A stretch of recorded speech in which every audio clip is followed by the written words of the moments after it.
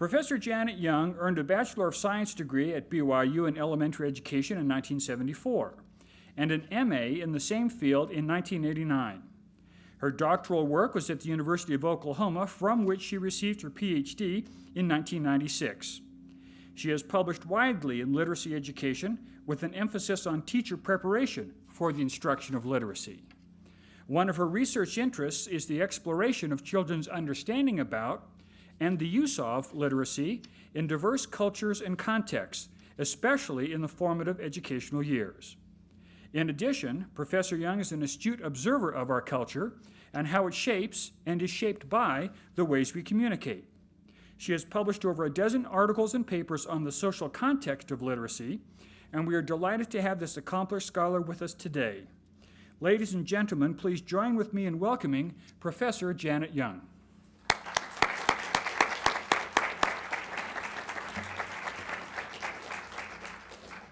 Thank you, Brian, and thank you for attending today. Now, because I am a teacher at heart, we're going to begin today's lecture with a pop quiz. Now, this quiz will not require you to take out a piece of paper and number from 1 to 10. For this quiz, you can keep track of your answers on your fingers, but it will take both hands to complete the quiz. Are you ready? Here we go. If you can read the following message before it disappears, well, it won't disappear, but if you can read the following message before the answer appears, put up one finger on your right hand.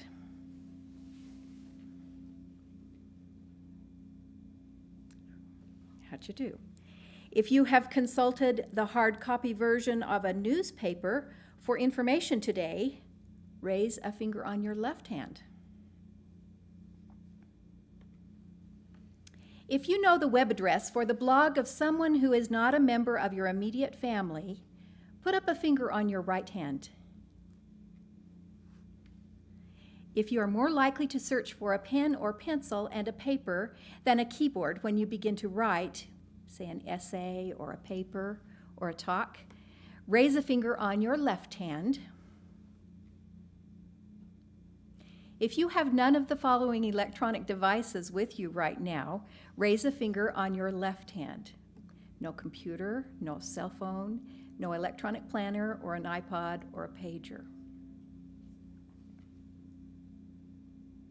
Now, if you can name the numbers on a cell phone keypad that you would push to type the 6 vowels in alphabetical order, that would be A, E, I, O, U, and Y, without looking at your phone, raise a finger on your right hand. You may need to think about that one for a minute.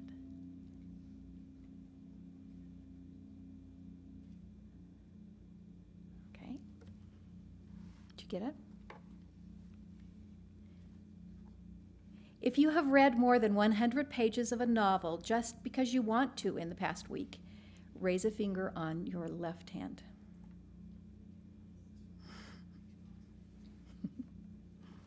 Now, if you have more recently made an entry on your blog than in your personal handwritten journal, raise a finger on your right hand.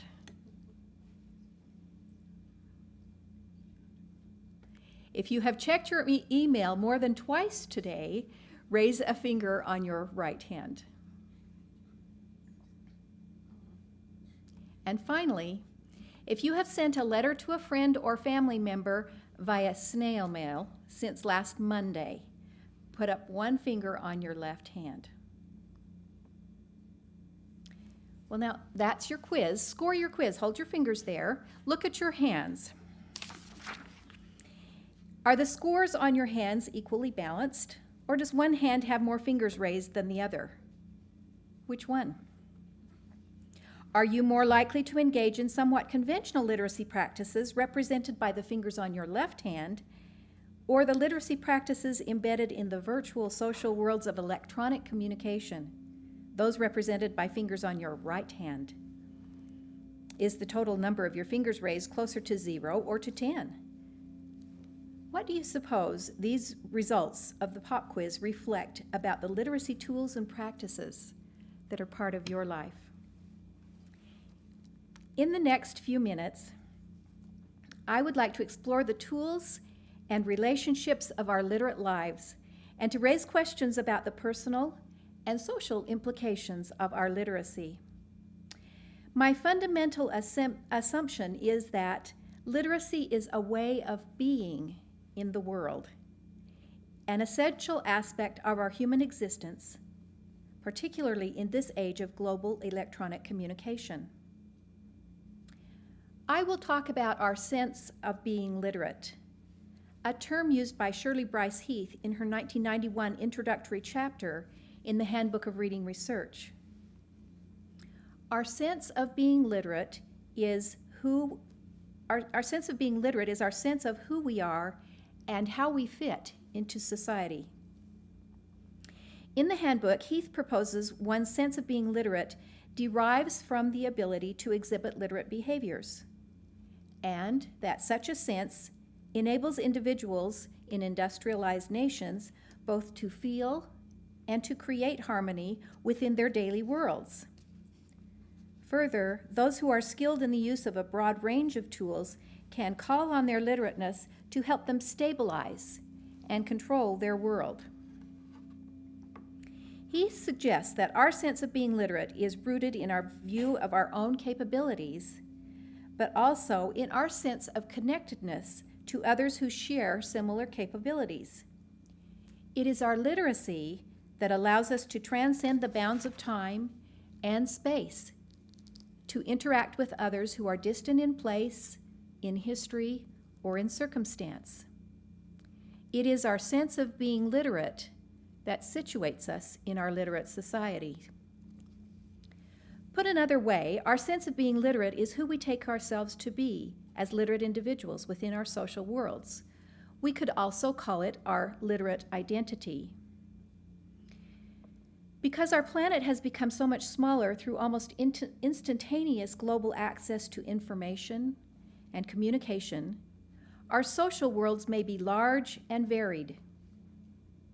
Individuals who possess certain skills and knowledge share the potential to connect with others in ways unimagined only a few years ago. Our social worlds, and more particularly our view of our own place in those diverse social worlds, are inextricably connected with the tools we employ, the knowledge or skills that we possess, the literate activities in which we engage, and the others with whom we interact. This is especially true of literacies made possible through relatively recent technologies and advances, such as cell phones or computers. In a discussion of our sense of being literate, it becomes important, first of all, to define literacy. What do we mean when we say one is literate? Traditionally, literacy was considered to be the ability to read and write printed text. In some instances, this is a useful way to talk about literacy. For our purposes today, however, it is likely too narrow. There's more to being literate than simply being able to read and write. More broadly defined, literacy includes not only reading and writing, but also listening and speaking, in part because oral language is so fundamental in our ability to read and write using print. In this fast-paced age of images, icons, logos, and videos, even this expanded definition is inadequate to describe how we acquire information. In a broader view, literacy includes ways of thinking and viewing. Now, viewing is sometimes referred to as visual literacy. It is the ability to make meaning using nonverbal or graphic information from sources such as movies, videos, graphs and charts, nonverbal cues such as facial expression or body language, advertisements, and illustrations. In our discussion today, I will adopt this broader definition of literacy. Now, there are 4 attributes of literacy that are germane to our discussion. The first is that literacy is tool-mediated. That is, when we engage in literate activity, we invariably employ tools or technologies to achieve our purposes. Now, these tools may range from very tangible, pen and paper, keyboard and screen, or canvas and paint,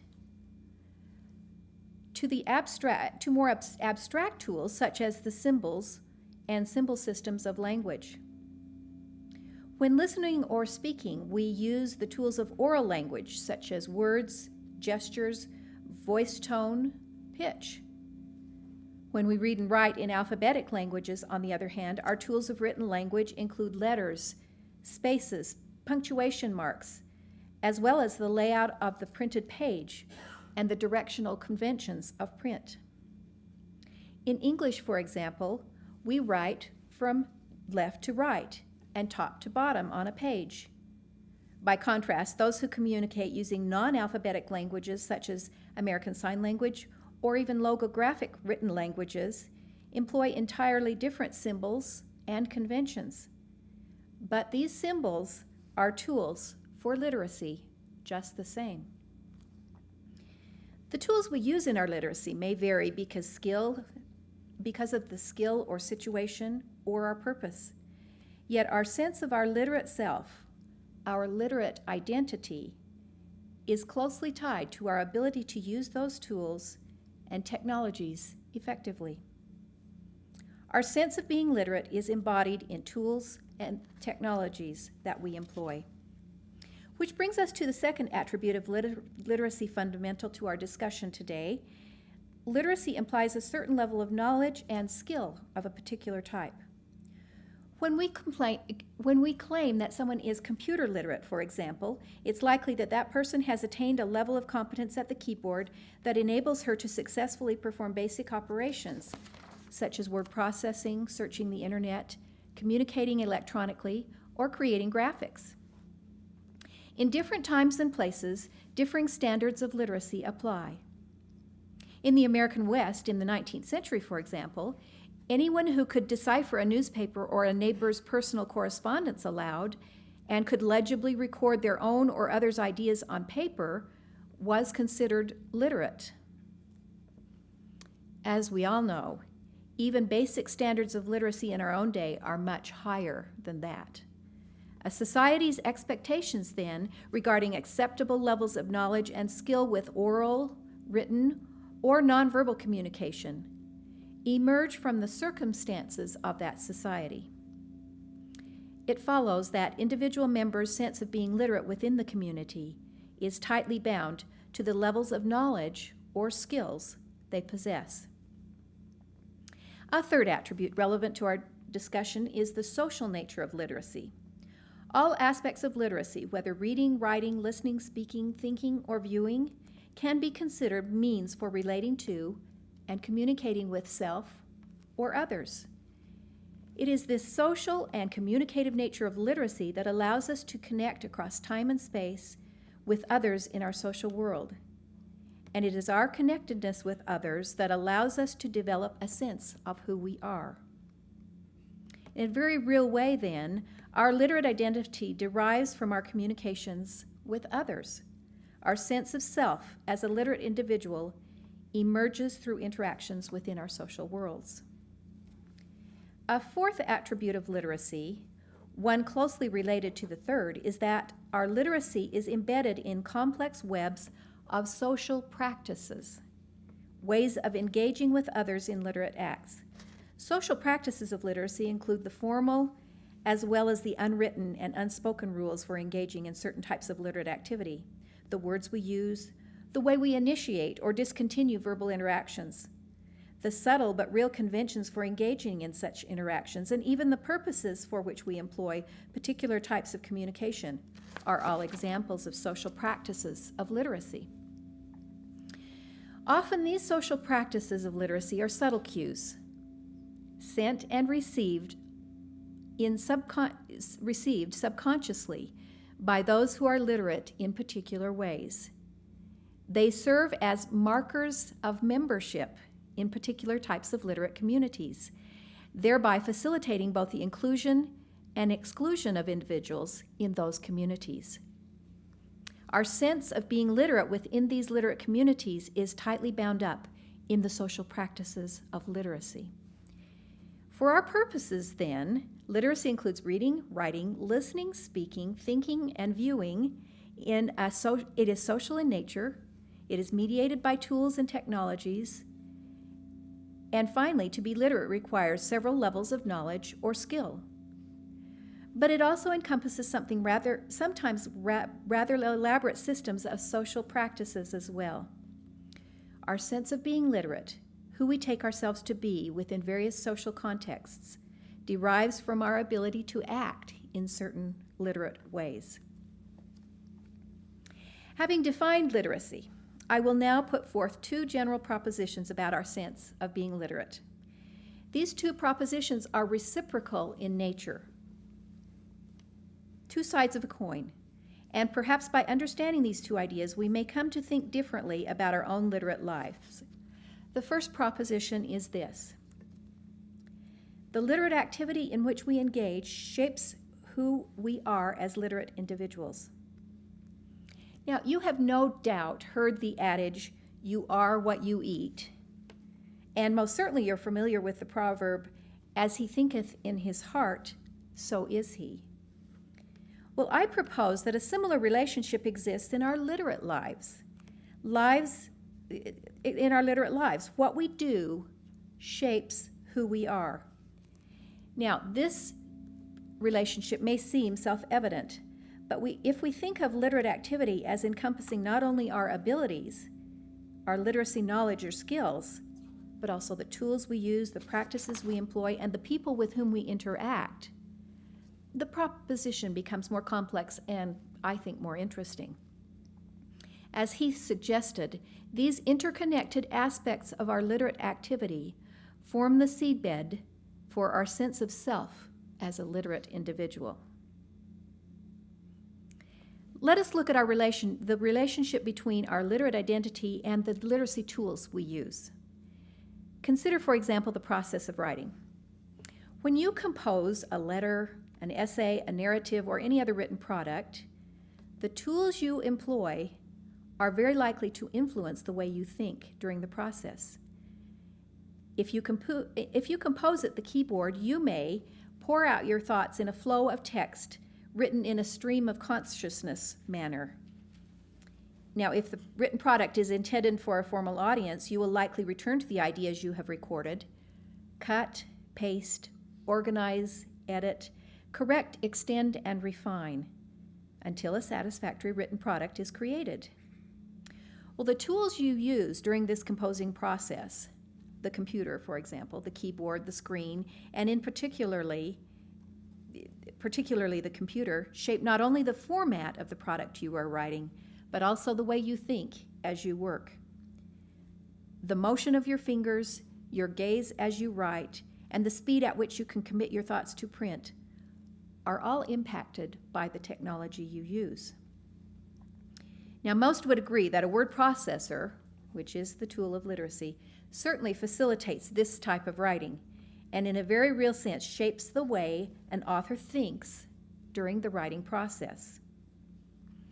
To write in this same manner, but to do so with a pencil and paper, or even a manual typewriter, as some of us might remember, would be much more difficult, in part because the fingers fly faster across the keys than the pen does across the page. Now, by contrast, you may compose as I do at the keyboard in a far more jerky manner, typing a phrase or a sentence, backing up, writing and revising your ideas again and again, editing as you go. Sometimes this means taking 3 steps forward and 2 back, but in the end, a high-quality written text may result. A word processor is equally important in shaping the writer's thinking in this authoring style. In either case, the writing process certainly might be accomplished by more conventional means, and of course was for centuries prior to the development of word processors. But the nature of the task, including the way we think when we write, is essentially changed when texts are composed electronically. In turn, our view of our literacy is shaped by the tools we employ. It's not simply the physical tools we use, such as keyboard or computer, pencils of paper, that shape our ways of being literate. The vocabulary, abbreviations, grammar, or other linguistic systems we employ also shape the meanings we make and the ways we engage in literate activity, and therefore ultimately shape our literate identity. In any form of literacy, there are symbols that stand for something else, and there is some level of shared understanding of these symbols among those considered literate within that given community. English words, for example, carry meanings that are generally understood by those who speak the language. Now, those meanings may evolve over time. Nonetheless, the words we use serve as tools for communicating ideas. Now, in tonal languages, such as Thai, it's not only the words that convey ideas, but also the inflection of the speaker's voice or the written symbols used to indicate inflection in print that carry meaning. So the conventions or rules that govern the symbolic representation of ideas play a significant role in determining what it means to be literate in a particular society. And our sense of our own capability regarding those expectations is fundamental to our literate identity. Therefore, that relationship between technology and literate activity and the knowledge and skill is not difficult to see. Now, calling a person literate implies that that individual possesses an acceptable level of understanding of the technology at hand. Historically, in our own country, as well as in industrialized nations, the defining technology of literacy was simply the printed word. Therefore, literacy learning consisted of learning how to read and write texts of various kinds, as well as developing the ability to engage in spoken conversation as a good listener and speaker. But the demands of literacy have clearly evolved to something much broader than that today, and this evolution impacts all of us, albeit in different ways. As an educator, it means that I must think far beyond literacy of the past as I prepare teachers to teach children who will in turn need to be knowledgeable and skilled in the use of technologies yet to be developed. The challenges educators have faced in the past in educating students to be literate pale in comparison to those we currently face. Significantly, the challenges of the future promise to be greater still. Endowing students with literacy knowledge and skills that they will need in a world yet to be imagined is demanding work indeed. While challenges may seem somewhat different in your circumstances, ongoing changes in what it means to be literate in our society will almost certainly require frequent upgrades in your literacy-related skills. Therefore, the pursuit of lifelong learning and service, one of the aims of a BYU education, will most assuredly require such upgrades. Now, just as the face of what it means to be literate has changed over time, it also varies from one society to another. This is so because standards of what constitutes acceptable levels of literacy are socially agreed upon, determined by those who are in possession of the knowledge and skills associated with a given technology. While these standards may be explicit, they are always embedded in everyday activities of groups of people. Now, there are different sorts of literacy, and each type is associated with a body of knowledge and requires particular sets of skills for participation in that literacy. We can talk of print literacy in alphabetical languages, which requires knowledge of letters and sounds, as we've talked about as well. We can talk about cultural literacy. In cultural literacy, we talk about someone who is aware or knowledgeable of authors, a body of literature, historical figures in a given culture. More recently, we find ourselves talking of critical literacy.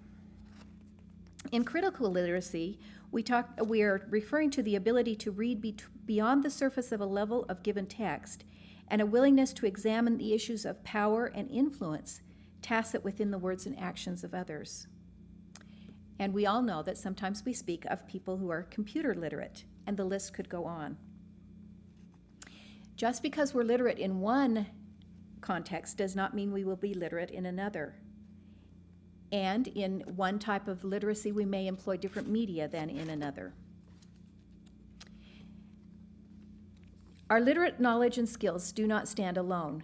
As we can see, the tools of technology we choose to use require certain types of knowledge, But by the same token, the tools have influence not only on the process of communication, but more importantly, they determine the individuals with whom we will communicate, the social worlds where we are considered literate.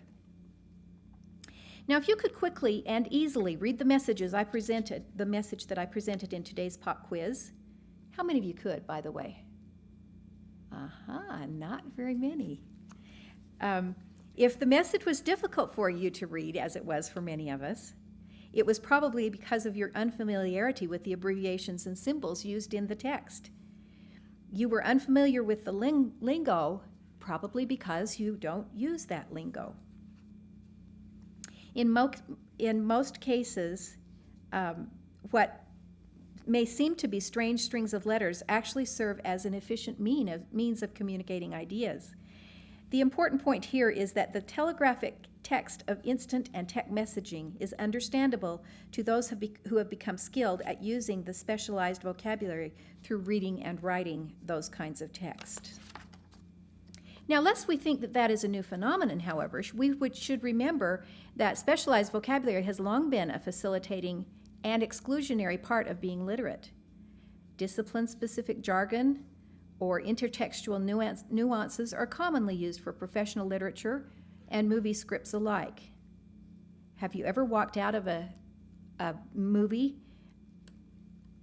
where nuances were there that you didn't understand and you felt certainly that you were left out of the loop?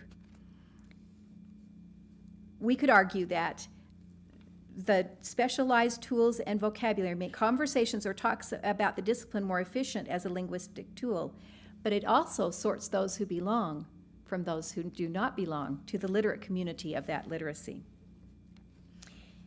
So those of us who may lack the background knowledge may fail to see the humor in a movie when subtle references to other stories or prior events are essential to the plot.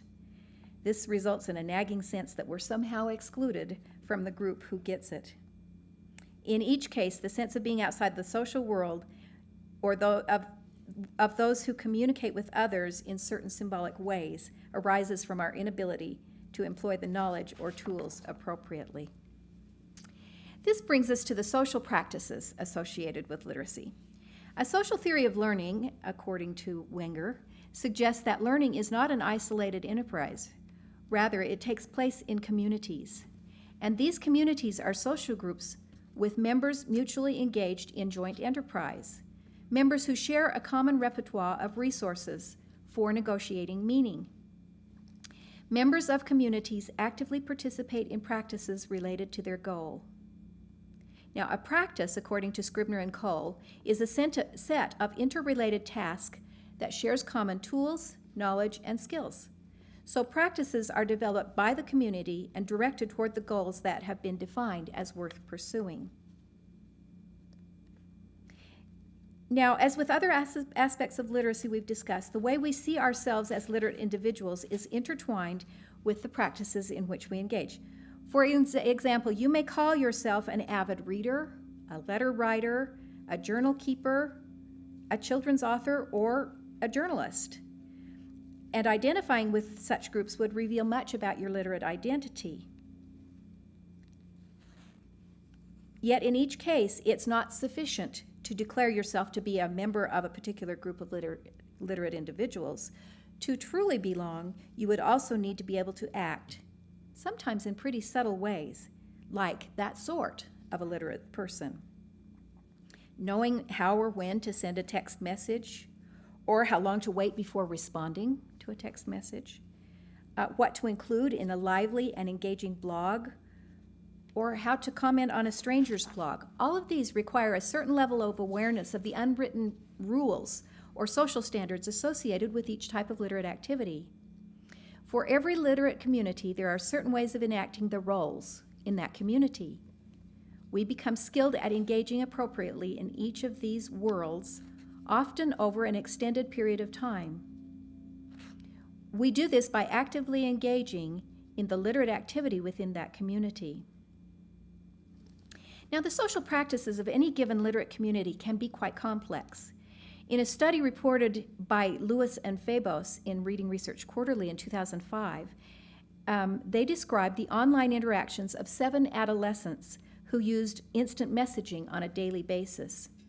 These teens routinely sustained simultaneous conversations with as many as 10 different buddies at a time. And they would adeptly shift from one conversation to another, often interacting in different ways with each buddy.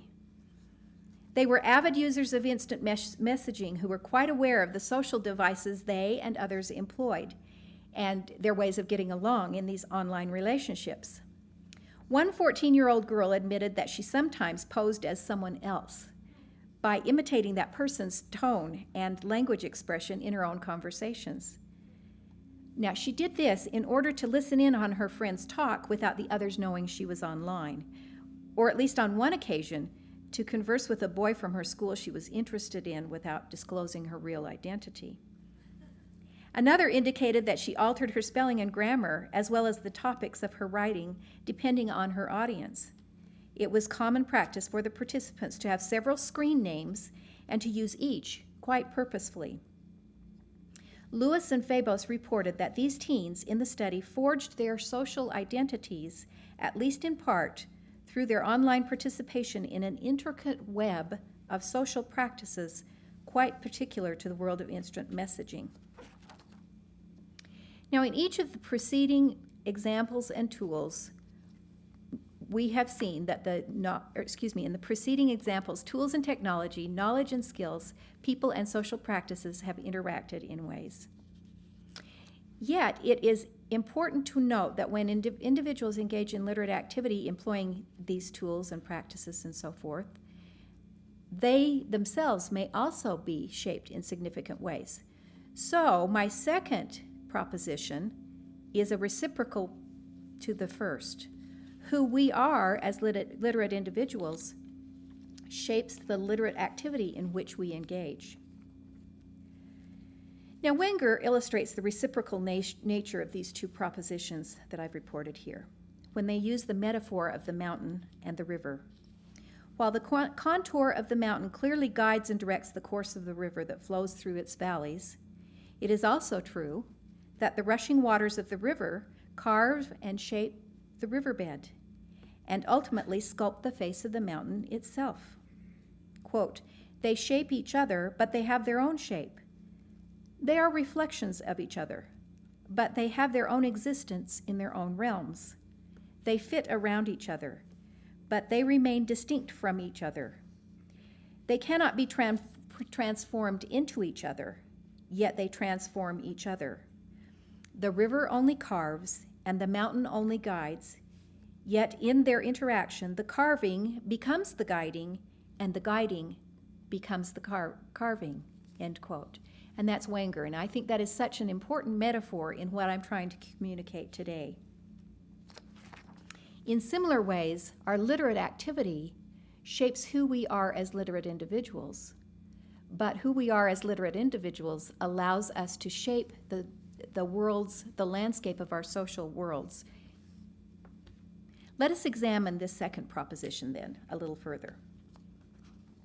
If, as we proposed earlier, literate activity encompasses those 4 areas that I've discussed, it seems reasonable that these would be shaped then by our literate identities or by the literate identities of the individuals who employ the literacy. So by returning to the examples used previously, we can find support for our second proposition. We considered the ways in which the literacy tools we employed shaped our literate identity. Well, the converse is also true. Each tool has been imagined by someone whose sense of self as literate extended beyond what already was, just as the river carves its own course through the mountains. Innovative individuals have shaped the landscape of our literate worlds through ongoing technological advances. And all of us have experienced change in our literate lives as well. The specialized vocabulary, another example I cited previously, of text and instant messaging described earlier, is another example. Whether motivated by convenience, cleverness, or thrift, individuals have developed these symbols over time, and the resulting telegraphic language is well suited to a medium where a message may contain only a limited number of characters. You know, the extent of this symbolic language is almost staggering. A Google search using just a few search terms yielded dozens of websites containing extensive, long lists of abbreviations and symbols that were developed by those who use text and instant messaging. And even the conventions of standard written English have evolved over time, and they continue to do so. As new words, which are, you remember, a fundamental tool of literacy, as new words are coined and widely used, broadly accepted, the language shifts and changes. New words or phrases become established or conventional, and old ones fall from use. Words may take on new meanings through ways of using them. Now, the word text is an example. Text is no longer just a noun. You realize, of course, that text is a legitimate verb. We all text from time to time. Google is another. A term that less than a decade ago was just a made-up word that was fun to say has now become an integral part of our lives. I can't go through a day without Google, can you? Constant change is quite evident in the technologies of literacy, and the knowledge and the skill required to use those technologies has shifted and changed as well. Both have been shaped by dreams and visions of individuals whose sense of self as literate transcends the way things are, and who have imagined the literate selves as they might become with the help of new or more advanced technology. Now, perhaps in less intentional ways, social competencies associated with new literacies have evolved, influenced by those who engage in those practices. For example, there are accepted or proper ways to interact with someone, a somewhat conventional literate world, such as using traditional greetings and closings in a business letter or returning books to the library on time and undamaged. In innumerable little ways, we signal our membership as literate individuals in various social settings. And those ways of being literate, in turn, define what it is to be literate in traditional ways. But this is true in more contemporary types of communication as well. Who has defined when and where the use of cell phones is acceptable and polite? How many unanswered text messages merit the erasure of a phone number from a person's contact list? Or how to maintain a safe level of anonymity when engaging with strangers in a blog conversation. These have become the norm, not from someone outside of the society, but from those who use those tools. Now, those may seem quite trivial, but I would like to share an example that I think is far more profound. During the recent confirmation hearings for Judge Sam Alito, there was a day when some fairly lively exchanges occurred between a few members of the Senate Judiciary Committee and Judge Alito. You might remember that. As you know, the hearings were broadcast live every day, and political correspondents provided analysis and commentary at each of the recesses in the hearings. Only hours after one particularly heated exchange between Senator Kennedy and Judge Alito, there was a discussion between two news broadcasters about public reaction to the confrontational exchange.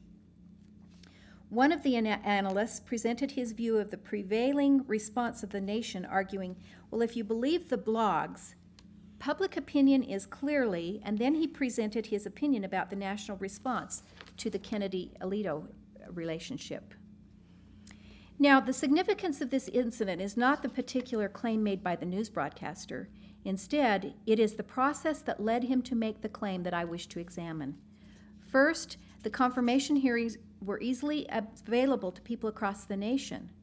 And second, individuals who had strong opinions about what they had seen expressed their ideas.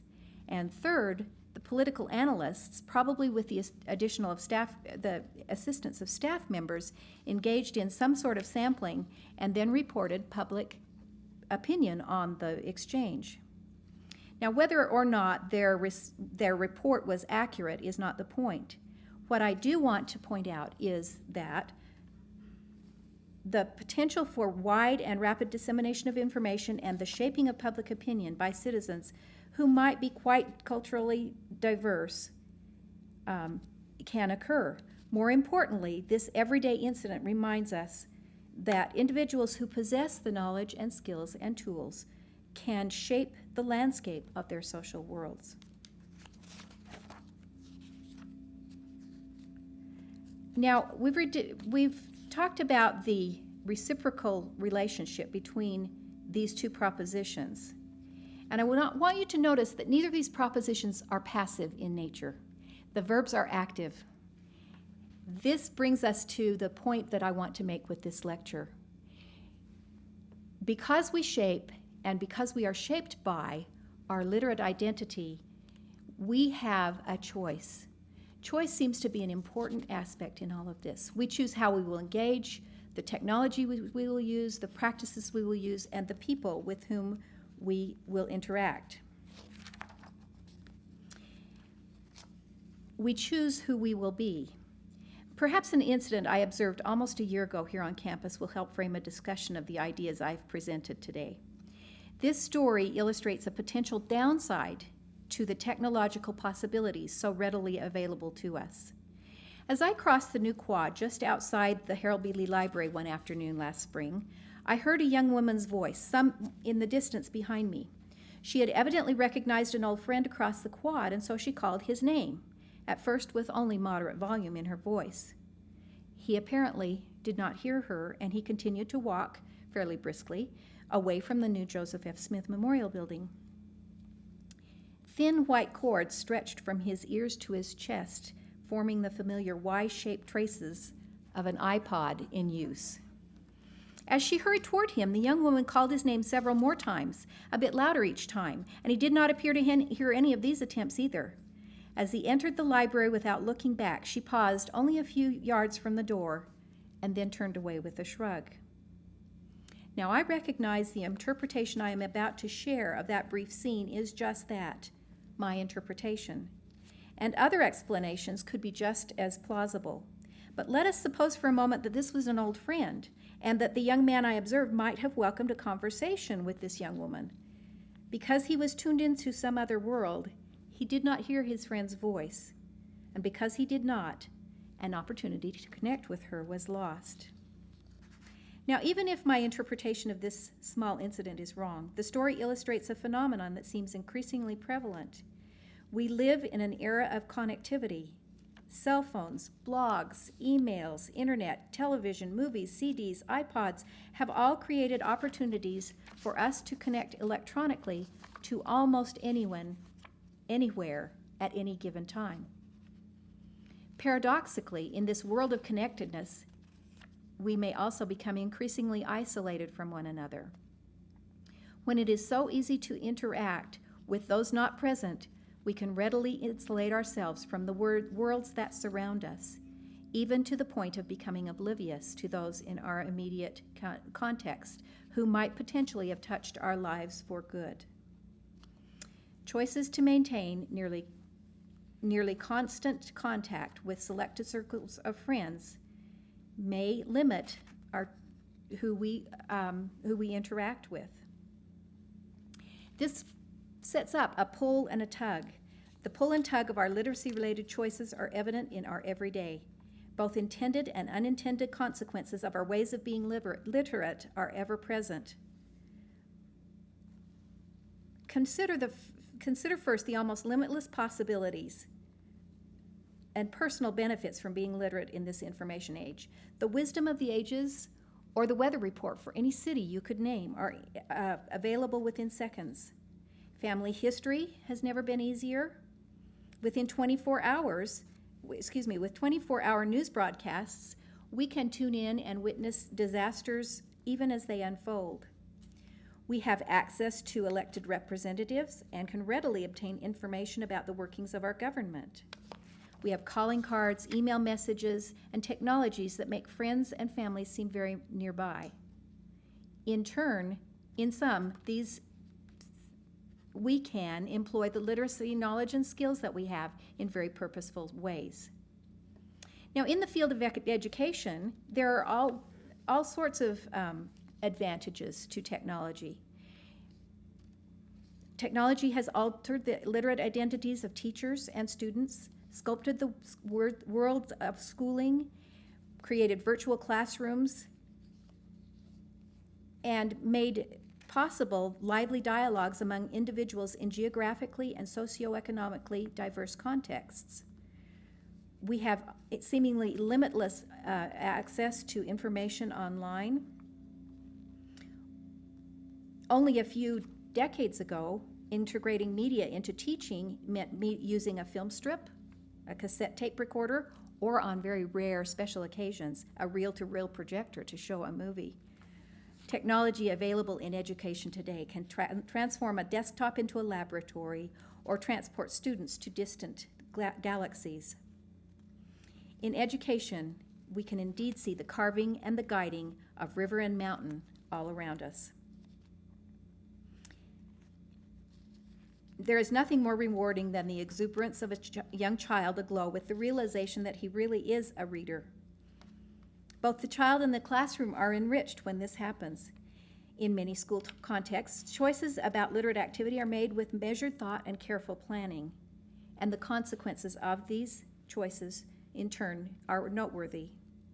We can only estimate the impact, the long-term impact of a sixth grade class's letter writing campaign, particularly if it results in a classroom visit from a city councilman for a Q&A session about the children's concern regarding the city's skateboard ordinances. The positive returns for such literate activity most certainly will be significant for both the children and the community. Yet, such benefits do not come without cost. Clearly, there are unintended consequences of our literate activity, and they are no less common than the benefits. We're constantly reminded of the dangers of the internet. Predators, pornography, unscrupulous individuals are easily encountered through electronic media, perhaps because the identity is hidden behind the screen. The internet creates a space where the exchange of ideas is almost instantaneous and broadly accessible to a large number of people simultaneously.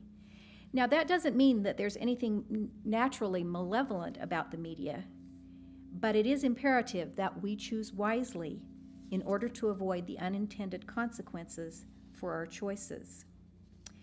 Now, it's not my purpose here to enumerate entirely the positive and the negative consequences of our sense of being literate, but I do wish to cause us to stop and reflect. Are the social practices related to literacy in which we engage helping us to feel and create harmony in our daily lives? Does our literacy nurture us, liberate us, open windows to the world, give us power to nurture others, and contribute in many meaningful ways?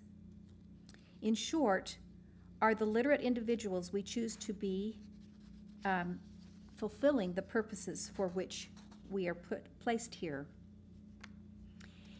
Is it possible to be fully present in our physically immediate world and be globally connected at the same time?